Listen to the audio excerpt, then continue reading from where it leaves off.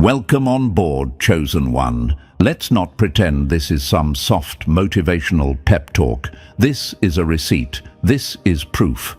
This is the moment where everyone who laughed, doubted, whispered and smirked is suddenly very quiet. Because you said it out loud back then, and now it's happening right in front of their eyes. Bro, you spoke too soon, or at least that's what they thought. Turns out you spoke exactly on time. Remember how they reacted? Why are you talking like that? Relax, you're not there yet. Look who thinks they're special.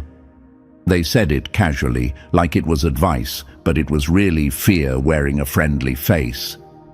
They didn't hate your words. They hated what your words implied. That you saw something coming, that you weren't waiting for permission, that you were already mentally standing somewhere they hadn't even imagined. Let's call it what it was. When you said those things, your life didn't look impressive. Your bank account wasn't loud. Your position wasn't respected. Your name didn't stop rooms. And that's exactly why they felt comfortable mocking you. People only laugh when they think they're safe. They thought you were dreaming. They thought you were posturing. They thought, this one talks big, but nothing's happening. And now look at them. Same mouths, different silence. There's a real psychological truth here, and it's uncomfortable for insecure people. Humans who are aligned internally often speak with certainty before external results show up. Not because they're arrogant, but because their nervous system already adjusted to a future their environment hasn't caught up with yet. You didn't guess. You felt it. Your body knew before your timeline showed proof. That's why your words came out early, not to impress anyone, but because something inside you had already shifted. The universe had already moved the chess pieces. The board just hadn't caught up yet. They said, you're moving too fast. They said, slow down, be realistic. They said, oh, the legend needs to bow first. Funny how nobody's laughing now. Before this goes any further, press the like button and subscribe. Not as a favor to me, but as a way of backing this message, paying it forward and strengthening the voice of everyone who was doubted before they were proven right. Now let's go back to the moment things changed. There's always a phase nobody talks about, the quiet one. The stretch where nothing dramatic happens on the outside, but everything rearranges on the inside. This is where most people fold. You didn't. You stayed calm while being misunderstood. You kept moving while being questioned. You let them underestimate you because correcting them would have slowed you down. That's villain discipline. That's composure earned through pressure. And here's what really messes with them. You didn't come back loud. You didn't announce victory. You didn't say, I told you so. You just kept existing at a higher level. That's the part that eats at them late at night. The realization that you didn't need their approval, their applause, or their apology. You passed them without making eye contact. They're replaying old conversations now, rereading texts, remembering jokes they made at your expense. Suddenly, those jokes don't land the same. Suddenly they sound stupid. Suddenly they sound scared. This is the aftermath of a battle you already won internally. The storm passed, and you're standing there untouched while they're still checking for damage. Their effort to doubt you produced nothing. Your quiet focus produced momentum. Think back to a time in your past when you said something bold, maybe years ago, maybe when you were broke, ignored, or overlooked. You said, I'm going to be different. You said, I won't stay here. You said, watch what happens. At the time, it sounded ridiculous, even to you, a little. But the universe remembers those statements, not as wishes, as coordinates. That's why things are lining up now. Opportunities feel strangely timed. People treat you differently without knowing why. Doors open without explanation. It's not luck. It's alignment catching up to language. And the enemy feels it. They feel the shift. before they understand it. That's why their energy changed. That's why the criticism stopped. That's why the compliments feel forced. They're watching a movie they thought they'd never have to sit through. You didn't speak too soon. You spoke from ahead, and now reality is jogging to keep up with your mouth. This isn't arrogance. This is proof that when you say something before the world agrees, you expose fear in others, not delusion in yourself. You stood alone long enough for the universe to move behind you, and now it's all coming true. Exactly like you said. All right, here's the turn in the road. This is where the noise drops, the pace slows just enough, and you decide if you're actually built for what's coming next. Because what we're about to break down isn't hype, and it isn't comfort. It's the exact reason you spoke too soon and still ended up being right. Step by step, piece by piece, we're going to unpack how your words outran your reality and why reality is now scrambling to catch up. This isn't for spectators. This is for the ones who feel that quiet pressure in their chest when truth gets close. If this message is hitting a little too accurately, that's not an accident, that's recognition. And if you already know you're staying till the end, prove it. Drop 777 in the comments. Not for luck, not for show. As a signal that you're locked in, that you're ready to own the isolation, the doubt, and the strange calm that comes when you realize you were never crazy, just early. Liking and subscribing isn't about numbers either.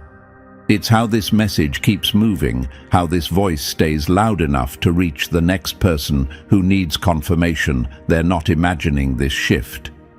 Now take a breath, because from here on out we go deeper, and once we start, there's no unseeing it. Number 1, you called it before they could hear it, and that's why they laughed. They didn't doubt you because you were wrong. They doubted you because you were ahead.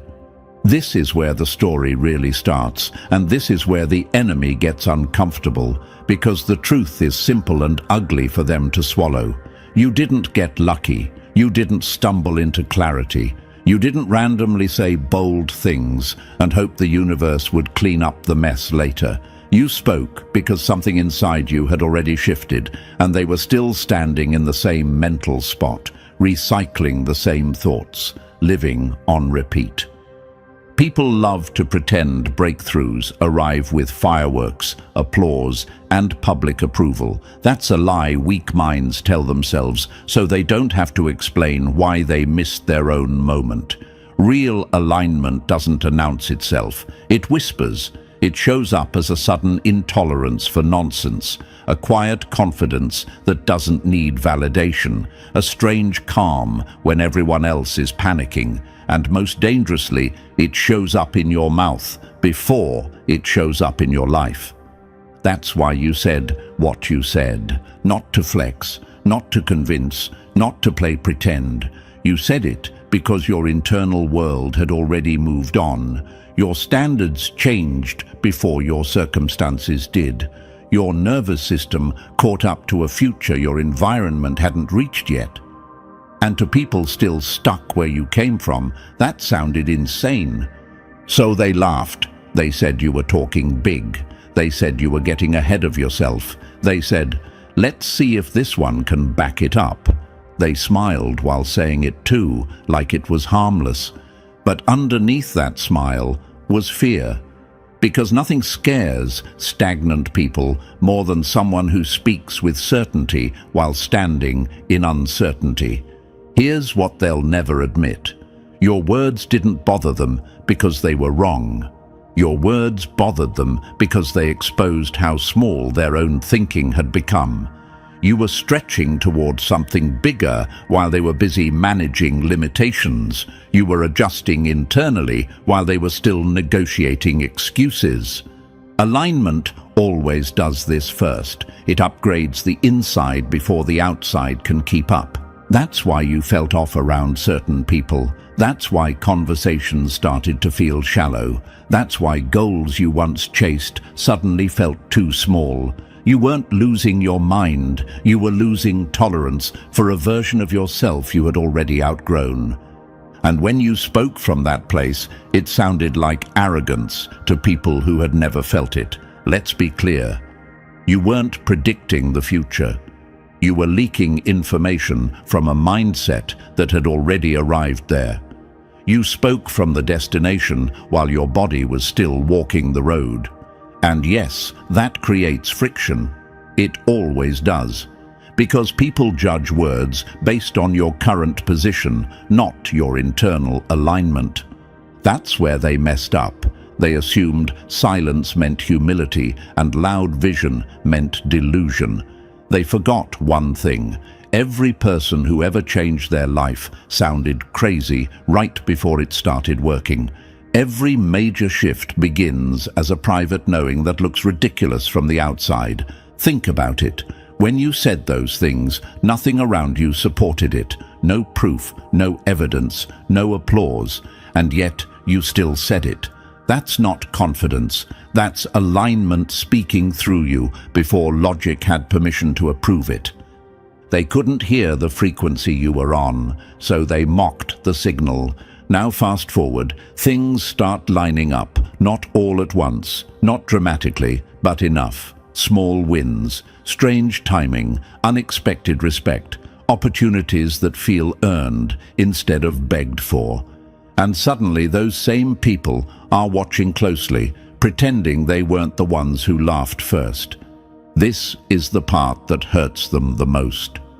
You didn't change your story to fit reality. Reality changed to fit what you already said. That silence you feel around you now, that's not peace. That's recalculation. That's people replaying old conversations and realizing you weren't talking nonsense. You were talking early. They're doing mental math now, trying to figure out when it shifted, when you slipped past them without announcing it. And the answer makes them sick. It happened while they were busy doubting. You might be wondering, why did I have to go through that part? Why did I have to look foolish first? Because alignment demands isolation before confirmation. It tests whether you'll trust your internal compass when the external world offers zero support. It separates those who need permission from those who move without it. You pass that test the moment you spoke anyway. That's why this feels so heavy now. That's why this feels final. You're not hoping anymore. You're watching it unfold, and the enemy can feel it. They feel the shift in how they talk to you, the hesitation, the forced respect, the awkward compliments that come too late to matter. You didn't get louder, you didn't argue, you didn't explain yourself. You let time do the talking, and time is brutal when it proves someone right. So no, you weren't delusional, you weren't reckless, you weren't doing too much. You were aligned before it was visible, and brave enough to let your mouth expose it. They underestimated how loudly alignment whispers before it becomes undeniable, and now that whisper is echoing in their head, in their regret, in the silence where their laughter used to be. And the scariest part for them? You're just getting started. Number 2, you didn't invent the future. You recognized it like an old scar. You didn't speak with hope. You spoke with memory. This is the part they will never understand, no matter how many times they replay it in their head. You weren't sitting around fantasizing about a better life, throwing words into the air and hoping something stuck. You weren't manifesting blindly. You weren't guessing. When you spoke the way you did, it didn't feel new to you. It felt familiar, almost boring in how certain it was, like saying something you already knew, not something you wished for. That's the detail that separates you from them. Most people talk about the future like it's a gamble, like a lottery ticket, like a maybe. You didn't. You talked about it like a location, like somewhere you had already been and simply hadn't arrived at physically yet. That's why your tone unsettled them. There was no desperation in it, no begging energy, no, "I hope this works out." It came out calm, flat, certain. That kind of certainty terrifies people who rely on proof to move. Here's the truth they hate hearing. There is a type of knowing that doesn't come from logic, data, or external validation. It comes from recognition, from alignment snapping into place so cleanly that doubt doesn't even get invited into the room. You weren't imagining a future. You were remembering a version of yourself that already existed internally. Imagine this. You walk into a room you haven't visited in years, but the moment you step inside, your body relaxes. You know where the light switch is. You know which floorboard creaks. You know the smell. You don't need directions. You don't need confirmation. Your body remembers before your mind explains. That's how your future felt to you. Certainty without evidence looks like madness to people who've never trusted themselves. When you spoke, others thought you were predicting. They thought you were making bold claims to feel important. They didn't realize you were just describing something you had already processed internally. They were waiting for permission from reality. You had already given it to yourself. That's why nothing shocked you when things started happening. When opportunities showed up, you weren't surprised. When doors opened, you didn't panic. When people changed how they treated you, it didn't feel surreal. It felt late, like reality finally showing up to a meeting you'd been attending alone for a long time. And that's another thing that eats at the enemy.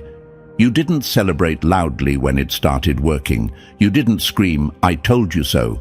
You just nodded internally like, "Yeah, this checks out," because you'd already been here. Think about it. While they were waiting to feel confident after results, you felt calm before results. While they needed proof to believe, belief was the thing that moved you toward proof. Not blind belief, not fake confidence, recognition. Like reading a book for the second time and knowing what's coming next. You don't react to a future you've already met. You recognize it. This is why your words sounded strange back then. You were speaking from familiarity, not hope. And hope sounds shaky. Familiarity sounds solid. People can sense the difference, even if they can't explain it. That's why they felt uneasy instead of inspired. You weren't selling a dream. You were stating a fact they couldn't see yet. Imagine this. Everyone else is staring at a locked door, arguing about whether it will ever open. You're standing there calmly because you already know what's on the other side. You've walked those halls in your mind so many times that the door itself feels like a formality. When you say, "This will open," they hear arrogance. You hear inevitability. That gap in perception is where the conflict came from. They accused you of being unrealistic, of jumping ahead, of talking like you'd already won. And in a way, you had, just not in a way they could measure yet. You had already survived the version of yourself that doubted. You had already outgrown the mindset that begged. You had already shed the identity that needed approval. The outer world was just late to the update. You don't remember the future with your mind. You remember it with alignment. You might have wondered at times, why does this feel so certain when nothing proves it? That question alone proves you weren't delusional. Delusion needs constant reassurance. Alignment doesn't. Alignment feels quiet, steady, almost neutral. That's why you kept going, even when nobody clapped. And here's where the enemy really loses. They thought time was on their side. They assumed your confidence would expire, that eventually you'd lower your voice, soften your claims, retreat back into something safer. They were waiting for you to forget what you said. But you couldn't forget it, because you didn't invent it. You remembered it. Imagine carrying a map in your head while everyone else is arguing about directions. They think you're stubborn for not listening. You know you're just following something that's already marked. When the destination finally appears, they call it luck. You call it arrival. This is why the future unfolding doesn't feel dramatic to you. It feels correct. And now that it's happening, people are confused by how calm you are. They expect excitement, shock, disbelief. They don't realize you processed all of that internally a long time ago. What you're feeling now isn't surprise, it's closure. Closure is dangerous because it means you're no longer chasing, you're standing. The scariest people aren't the ones dreaming about tomorrow. They're the ones who already know how it ends. That's you. You spoke too soon in their eyes because they hadn't caught up to where you already were. But from your perspective, you spoke late. You'd been holding it in. You'd been sitting with that, knowing quietly, waiting for the right moment to let it slip. And when it did, it exposed the gap between you and them. Now, the universe is doing what it always does. It's syncing the outside with the inside, slowly, relentlessly, without asking for opinions. And the enemy is forced to watch as your confidence turns into confirmation. You weren't predicting a future you hoped for. You were remembering a future you recognized. And now it's walking toward you like an old friend, right on schedule. Number 3, your certainty burned them because it showed what they never dared to try. They didn't hate your confidence, they hated the fact that they buried theirs. Let's be honest and cruel for a second, because this part matters. Your confidence didn't just annoy people, it offended them deeply. Not because you were loud or reckless, but because you spoke with a steadiness they never built the courage to develop. You said what you believed without checking the room first, and that alone made you dangerous. They weren't reacting to your words. They were reacting to the mirror your words held up. Every time you spoke with certainty, it reminded them of something uncomfortable, a dream they quit on, a risk they backed out of, a moment where they chose safety over truth. Your courage highlighted their hesitation so clearly that mocking you felt easier than admitting it. Laughter is cheaper than self-reflection. Imagine this. You walk into a dark room holding a flashlight, not pointing it at anyone, just carrying it. The people sitting in the dark get angry anyway, not because you attacked them, but because your light exposed how long they'd chosen not to see. That's what your confidence did.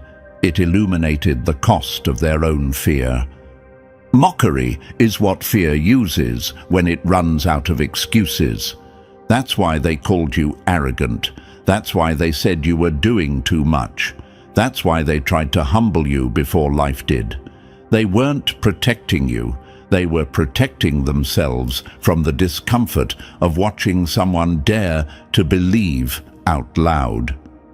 You might have wondered, why does my confidence bother people who aren't even affected by my choices?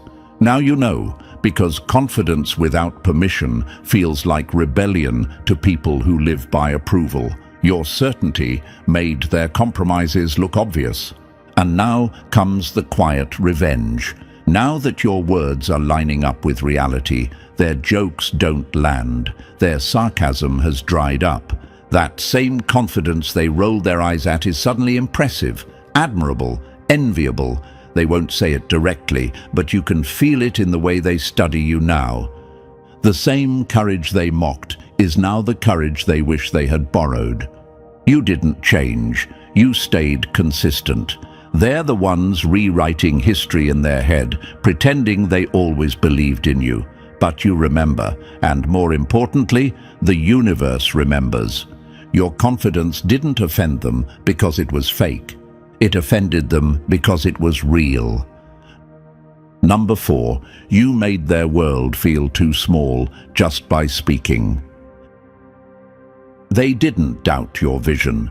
They revealed the limits of their own. You didn't expose them by arguing, explaining, or proving anything. You exposed them by existing with a bigger lens. That's what really rattled them.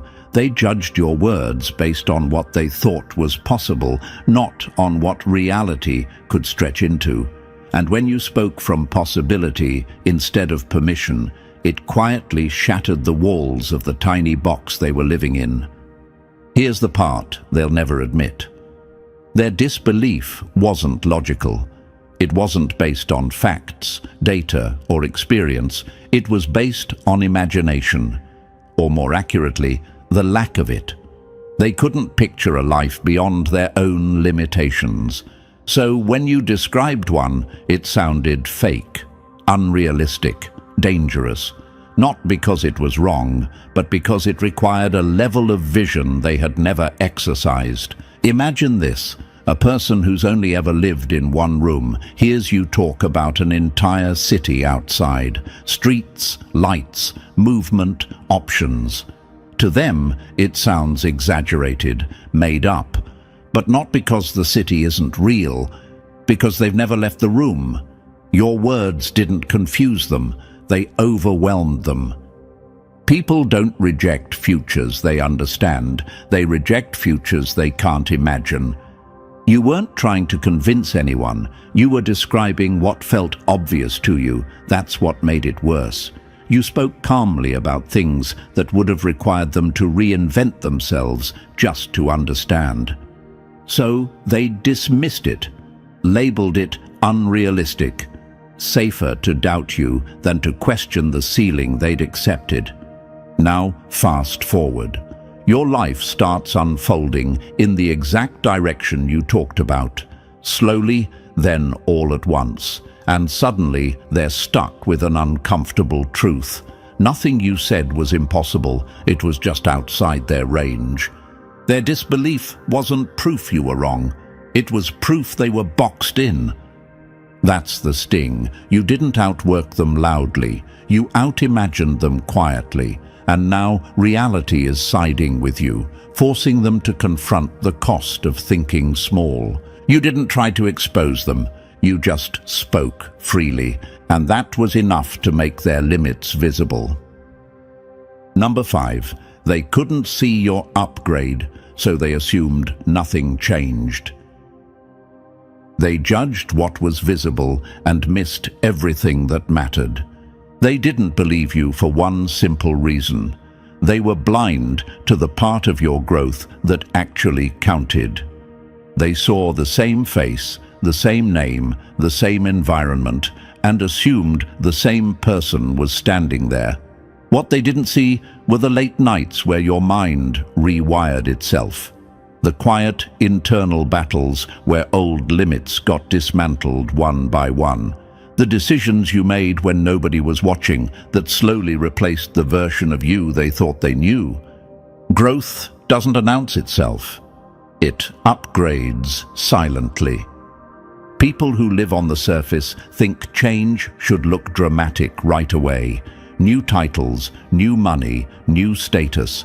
When those things didn't appear instantly, they assumed nothing was happening. They mistook patience for stagnation and silence for weakness. Meanwhile, the real work was happening underneath, where opinions can't reach. Imagine this, a building being reinforced from the inside. From the street, it looks the same. Same walls, same windows. But internally, the foundation is being strengthened, the structure rebalanced, the weak points removed. One day pressure hits, and while everything else cracks, that building stands. That's when people finally notice. Too late. Real growth is invisible until it's unignorable. They never saw the nights you questioned yourself and kept going anyway. They never felt the fear you learned to sit with. They never noticed how your reactions changed, how your tolerance dropped, how your focus sharpened. They judged your words based on old data, outdated information, a version of you that no longer existed. That's why your confidence looked misplaced to them. They were measuring you by the past while you were operating from an internal future. And now comes the shift. What was invisible is becoming obvious. Your decisions land differently. Your presence carries weight. Results start appearing without explanation, and suddenly their judgment feels embarrassing. They realize they underestimated a process they never bothered to look at. They laughed because they couldn't see the work. Now they're quiet because they can't ignore the results. You didn't change overnight. You changed where it counts. And now the surface finally reflects the depth they ignored. Number 6. You weren't showing off. You were shedding a skin that was already dead. They called it ego because they couldn't admit it was escape. Let's clear this up cleanly and violently. You weren't bragging, you weren't flexing, you weren't trying to sound important. You were breaking out of a version of yourself that had become too small to breathe in. And whenever someone refuses to stay trapped where others feel comfortable, it gets mislabeled fast. They said you were talking too much, that you were moving ahead of yourself, that you should stay humble, but what they really meant was, stay familiar so we don't have to adjust how we see you. Your words weren't loud, they were liberating. You spoke because staying silent felt like suffocation. Imagine this. A person locked in a room for years finally pushes the door open and steps out. From the outside, it looks sudden, dramatic, unnecessary, but from the inside, it was survival. That's what your speaking was, not ego. Oxygen. Bragging seeks attention. Liberation seeks space. They judged your voice without understanding the pressure behind it. They didn't feel the discomfort of pretending to be someone you'd outgrown. They didn't carry the weight of holding back thoughts that no longer match the old version they remembered. Speaking was the release valve, the moment you chose growth over approval. Of course, they called it premature. Courage always looks premature to people who wait their whole lives for permission. You didn't wait. You declared yourself done with shrinking, and that declaration made them nervous. Here's the part that hits hardest. When you finally spoke, you weren't announcing who you wanted to become. You were acknowledging who you no longer were. That scares people, because it signals finality, no turning back, no more playing small for comfort. They mistook your freedom for arrogance because they're still negotiating with fear. Now that the results are showing, the narrative collapses. What they called bragging looks like honesty. What they called ego looks like alignment. What they called too much looks like exactly enough. You didn't speak to rise above them. You spoke to escape what was killing you. And once you break out of an old self, there's no apology owed to anyone who preferred you trapped. Number 7. You spoke before proof, and that quietly decided everything. The test wasn't whether it would happen. The test was whether you'd fold before it did. Here's the part nobody warned you about. When you spoke early, when you said things that didn't match your current reality, the universe wasn't judging your accuracy, it was watching your steadiness. Those words weren't a flex. They were a test disguised as confidence, a pressure point, a moment where most people backpedal the second doubt shows up. And doubt showed up fast. It came through side comments, raised eyebrows, awkward silence, people pretending not to hear what you said, others subtly challenging it, waiting for you to laugh it off, soften it, correct yourself. That was the test. Would you retreat to make them comfortable, or would you stand still inside what you already knew? You stood still. That's what separated you. Imagine this. You plant a flag in the ground before the land is claimed. Storms come. People mock the placement. Nothing's here, they say, but you don't move it. You don't argue. You don't explain. Months later, the land fills in around the flag, and suddenly it looks intentional, strategic, inevitable. Most people fail not because they're wrong, but because they can't sit in delay without doubting themselves. You didn't know it at the time, but every day you stayed aligned while nothing changed externally. You were building something unshakable internally. Consistency without applause. Belief without reinforcement. That kind of steadiness doesn't come from hype. It comes from depth. You might have wondered, why does this feel so heavy if I'm right? Because tests don't feel like victories while you're in them. They feel lonely, quiet, unsure. That's how they filter. And now look, things are unfolding, slowly, then undeniably. And the foundation holds because it was built during silence, not celebration.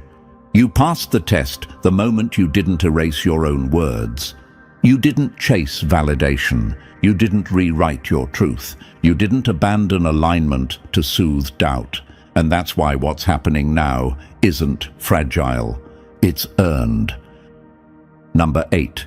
They called it doubt, but it was really them losing control.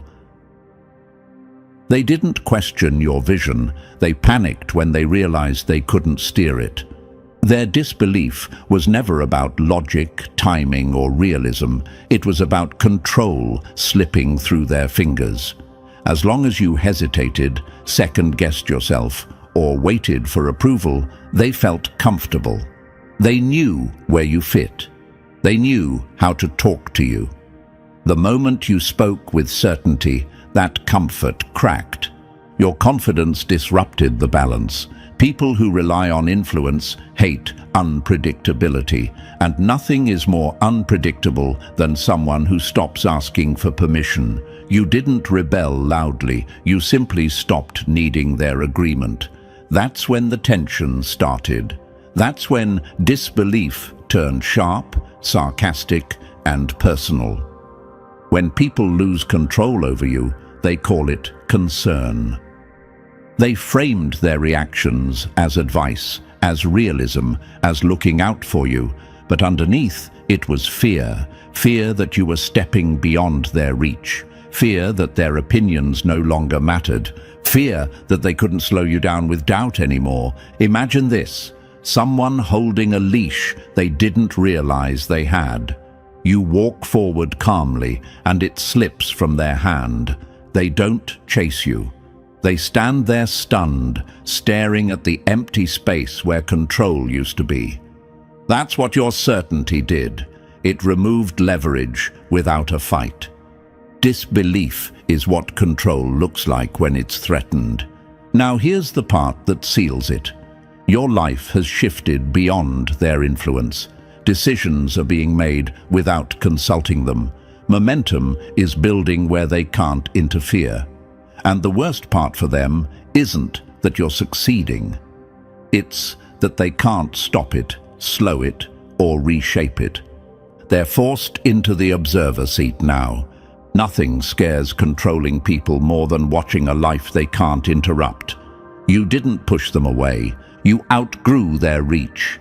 And now they're watching a reality unfold where their doubt has no authority, no weight, and no power. Number 9. You spoke before permission because you had already outgrown less. You didn't speak early because you were impatient. You spoke early because staying quiet felt like betrayal. This part cuts deep because it exposes something most people never admit out loud. You spoke early because somewhere inside you, the decision had already been made. Not a wish, not a hope, a decision. Long before proof showed up, long before circumstances caught up, you already knew one thing with brutal clarity. This wasn't the life you were meant to stay in. That knowing didn't come from ego, it came from self-respect, waking up. People around you thought you were reckless because they assume worth has to be earned slowly, painfully, with permission slips signed by struggle. You didn't see it that way, you felt it. You felt the mismatch between what you were tolerating and what you deserved. And once that awareness hits, silence becomes unbearable. Imagine this, you're wearing shoes 2 sizes too small. At first, you tolerate the discomfort. You tell yourself it's fine, but the moment you realize better shoes exist, every step starts to hurt more. Not because the shoes changed, but because your awareness did. That's what happened to you. You didn't suddenly become ambitious, you became honest. Once you know you deserve more, pretending otherwise feels like lying to yourself. That unseen version of you, the one nobody else noticed, had already drawn a line. It had already decided this was temporary. This was a chapter, not the book. When you spoke, you weren't announcing a dream. You were acknowledging an internal verdict that had already been reached. That's why doubt from others didn't stick. That's why criticism felt annoying but not convincing. They were arguing with a version of you that no longer existed. You had already moved on internally, and words were just the first crack in the old shell. They mistook necessity for recklessness. People call it premature when they don't realize you've already endured enough. You didn't wait for proof because proof was late. The knowing came first, and now that reality is finally adjusting, it's clear. You weren't ahead of yourself. You were done settling. Number 10. They bet on your past and lost to who you were becoming. They measured you by who you were. You were already operating as who you decided to become. This is where it finally lands, and there's no hiding from it anymore. They underestimated you because they froze you in time. They took an old snapshot of your life, your habits, your limits, and decided that was the full picture. They didn't bother to check for updates. They didn't notice the quiet work happening off stage. They assumed yesterday's version of you was permanent. That assumption cost them. While they were busy referencing your past, you were building forward. While they were confident you'd stay predictable, you were redesigning yourself in ways they couldn't track. They thought growth had to look loud, to be real. They forgot that the most dangerous upgrades happen quietly. Imagine this, someone watching the horizon through a rearview mirror. That's how they assessed you. They kept pointing at where you came from, not realizing you'd already changed direction. So when progress showed up, it didn't just surprise them, it embarrassed them. Underestimation is what happens when people confuse familiarity with limitation. They assumed you'd plateau, that you'd settle, that eventually you'd circle back to something smaller, safer, more manageable. And when you didn't, when results started stacking and momentum became undeniable, the gap between their assumptions and your reality hit hard. That gap is what they're struggling with now.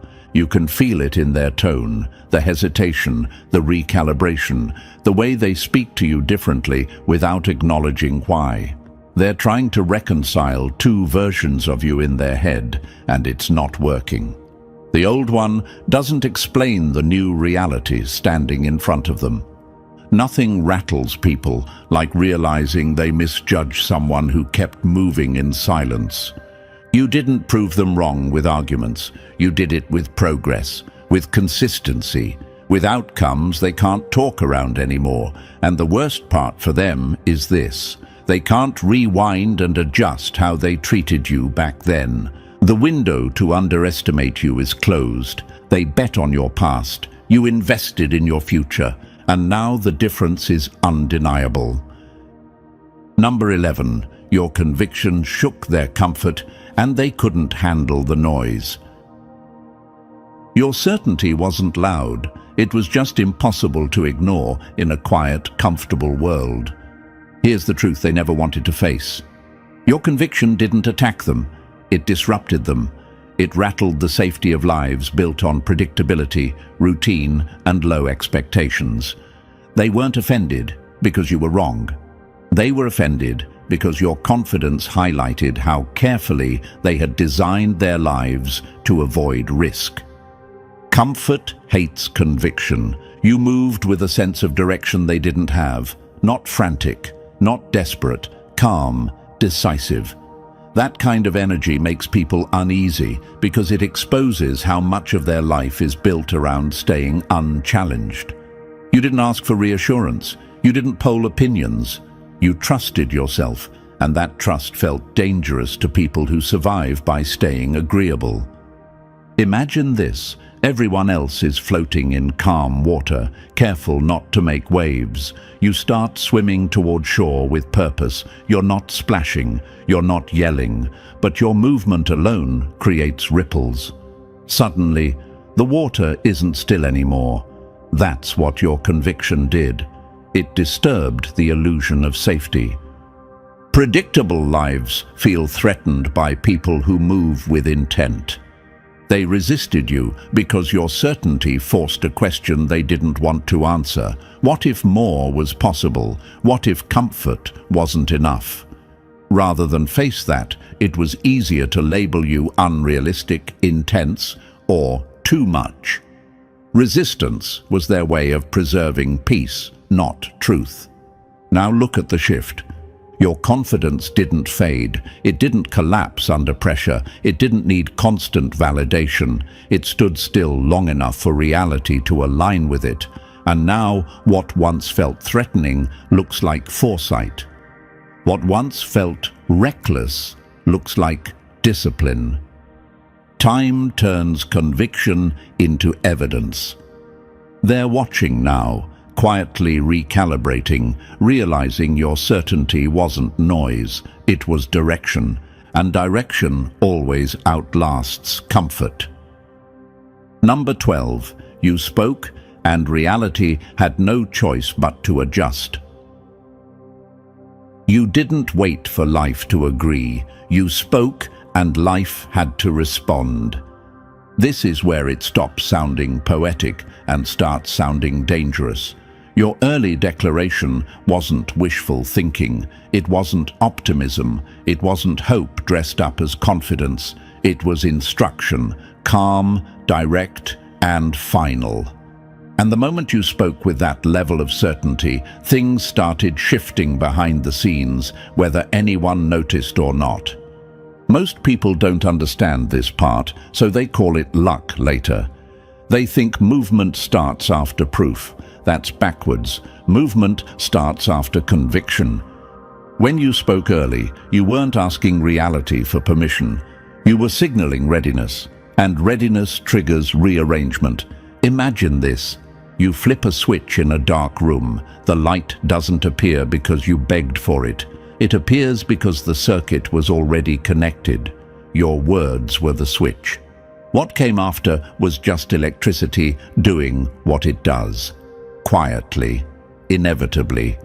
Certainty doesn't wait for confirmation. It creates conditions. That's why things began shifting in ways you couldn't explain. Delays here, openings there, people exiting your life without drama, opportunities appearing with strange timing. It wasn't chaos, it was reorganization. The universe clearing paths, removing friction, adjusting timelines to match the direction you locked into. Others thought you spoke too soon because they couldn't see the back-end work happening. They only judge what's visible. They don't understand that cause always moves before effect, that words spoken from alignment don't echo, they activate. What feels early to observers is often right on time for momentum. You didn't force outcomes, you forced honesty. You made it clear you weren't staying where you were. That clarity alone set events in motion. And now that proof is arriving, it looks miraculous to them. To you, it feels logical. You didn't speak early. You spoke precisely when movement was required, and reality listened. Number 13. You did what their world had never seen, and that's why they couldn't believe it. They didn't doubt you because it was impossible. They doubted you because it had never happened there before. This one cuts straight through the excuses. They didn't believe you because, in their mental history book, people like you don't rise. Not from that background, not from that position, not from that starting point. In their world, outcomes are recycled, not rewritten. You were supposed to fit the pattern, not break it. Their disbelief wasn't personal at first. It was statistical, habitual, lazy. They looked at where you started and assumed they already knew how the story ends. Same place, same ceiling, same limits. When you spoke differently, when you talked like someone who wasn't staying put, it sounded absurd to them. Not because it couldn't happen, but because they'd never seen it happen there. Imagine this. Everyone has only ever watched the sun rise from one direction. You point to the horizon and say, "It's going to rise over there." They laugh. Not because you're wrong, but because it challenges everything they've accepted as fixed. Your rise didn't fit their map. People confuse unfamiliar outcomes with impossible ones. That's the trap they fell into. They couldn't picture your success because it required rewriting their internal rules. It meant admitting that environment doesn't decide destiny, that origin doesn't dictate ending, that precedent isn't law. And rather than confront that, they chose disbelief. Now, here's the problem for them. You did it anyway, and now your existence forces a rewrite. The narrative they leaned on for comfort doesn't hold up anymore. Your progress becomes proof that their assumptions were never facts, just stories repeated long enough to feel true. The first one through the wall always gets doubted until the wall is gone. They don't know how to talk about it now. Your success doesn't just elevate you, it destabilizes the logic they've lived by. Because if you could rise from there, what does that say about everything they accepted without question? You weren't an exception, you were a disruption, and now the story has changed. Number 14. You weren't behind schedule, they were behind reality. They said you were late, but the truth is, they were still catching up to the moment you'd already entered. This is where the final excuse collapses. They love to say your breakthrough took time, that it finally happened, that you arrived when things lined up. That's a lie that makes them feel better. Your breakthrough wasn't late. It landed exactly when it was supposed to. They were just slow to understand what they were witnessing. You were ahead of the curve while they were still debating whether the curve even existed. People who live by surface-level thinking assume timing is visible. Promotions, money, status, applause. They don't understand that real timing happens internally first. You entered the moment long before it showed on the calendar. By the time results appeared, you were already adjusted, already calm, already prepared. That's why it looks effortless now. Imagine this. Someone wakes up before dawn and starts moving while the city sleeps. Hours later, when the sun comes up, everyone else finally sees activity and assumes it just started. They don't realize how much ground was already covered in the dark. That was you. Being early always looks like being wrong to people who arrive late.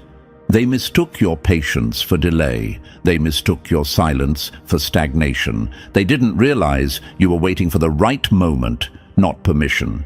So when things clicked, when momentum showed itself, they called it sudden, overnight, lucky. It wasn't. They were just late to the understanding.